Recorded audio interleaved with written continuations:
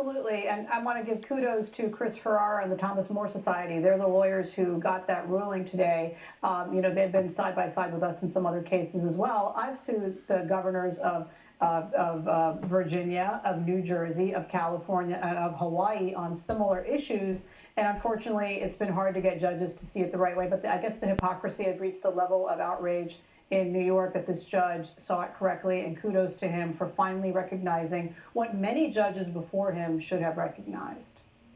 Harmeet, we went like sheep. We never went through a pandemic before. We looked it up in our history books to find out how to handle it. We never really knew why we were able to go to a liquor store or a Target, but we couldn't go to Dick's Sporting Goods. We just said, okay, I guess that's it. Businesses will suffer and the big businesses won't. But that's not going to happen this time, correct? Well, I mean, some of us didn't say that. I went to court in the first month, and I've been doing it regularly, and so have many of my clients. And the fact that you can go to the marijuana store and the alcohol store and many other kinds of stores from day one, because those stores have good lobbyists and connections with the governor, and you could not go to church, you could not protest. That's another case that we're suing in California. And you could not do so many other activities, get married, go to a funeral. These are life and death activities for many Americans, and governors just trash those civil rights with no consideration other than political. And I think it has turned out to be politically expedient for many of these governors to hype up this drama over COVID, which is a serious illness, but which frankly they're not taking seriously when it comes to protests that they like. And governors are going to begin to get rebuked in the court because of that, as are attorneys general, for defending these indefensible policies.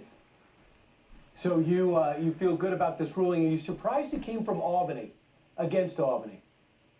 No, I'm not surprised. The thing about federal judges is each federal judge is a life tenured judge, and it is one by one, and they make their own decisions. And so, this judge was brave. There have been many other judges, by the way, appointed by Republicans who, for one reason or the other, decided that they couldn't confront the governors. I think the governor of New Jersey is equally egregious. Certainly the governor of California is even worse. He's egged on these protests, and he has massively violated rights, and he has barred protest against himself. To date, that has been the position of the governor, and he has gotten away with it in federal judge after federal judge. I think I filed 15 lawsuits, and it's been an uphill battle, but hopefully the tide is turning now. This is a great joy for the 3 Orthodox Jewish plaintiffs and the 2 Catholic priests who stepped forward to assert not only their own rights, but of course the rights of all of their parishioners.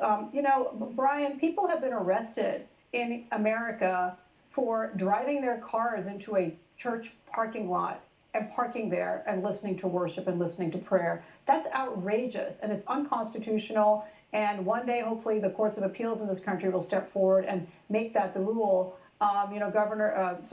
Chief Justice Roberts gave us a pretty bad concurring opinion on this freedom of religion. But I think where the balance is so egregious, like you had in New York, I think this decision will be upheld if it is appealed to the Second Circuit and above. And lastly, I know this is not your specialty, but just your gut feeling and all your years of experience.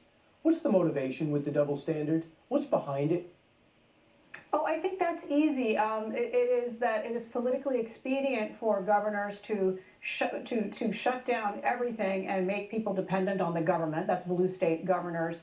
But where they got tripped up is that they've treated COVID like a switch they can turn on and off. They turned it off for Black Lives Matter's protests. And what they're doing is endangering lives, Brian, because if citizens don't take the warnings of health officials seriously, and if they're not proportional, then they will not take them seriously. It'll be the boy who cried wolf problem. They will not take them seriously when they need to. That's the risk that these governors have created. So they need to back off, check themselves, and really focus on protecting people who are vulnerable, making rules that we can all follow, and stopping the interference with our First Amendment, equal protection, and other constitutional rights. Earlier today at the press conference, and the coronavirus task force had a presser after that to talk about how they're countering the rising cases in Texas and Florida. That's why this segment's so important. We know what just happened in the spring, and we got to find out what our rights are now that it's heating up again, pun intended, in the summer. Now, when it comes to a political agenda, I don't think anything was as transparent as the outrage seen on other channels, and even this channel, when we saw people partying, especially in Florida during spring break. But yet we saluted, on many channels and other networks, when they were destroying things, literally destroying Fifth Avenue and destroying Rodeo Drive, ransacking Minneapolis. Not one person, not one anchor said, I'm a little worried about the virus on top of that. It was, wow, look at that outrage. I don't think the Right. political agenda has ever been more transparent. Final thought on this? No, you're absolutely right. They've mocked states like Florida without really drilling into the details. They're the ones who made a mockery of science and a mockery of the law. It's time to stop, and it's time for Americans to assert their rights in a respectful and appropriate way while staying safe, Brian. It's so good to have a court case go, in my view, the right direction, and of course, your view. Great way to start the show. Harmeet, great job. Have a fantastic weekend. Thank you, Brian. Big story today. That was a good one. I can't believe what I'm seeing around me. I'm 77 years old, and I never thought I would experience the tyranny that's being shoved on me and all of us. These governors, California, Newsom, and now Joe Biden is saying that he's going to require masks in public for all Americans, presumably. And I mean, I'm ready to go to war, frankly. I mean, I don't want to hurt anybody, but this is serious. This is bad. The science has been bad from the beginning. The propaganda, the media hasn't been honest. These test cases have risen in proportion to the number of people that are showing positive signs. It's very, very disturbing. Anyway, I'll shut up now. Thank you for watching.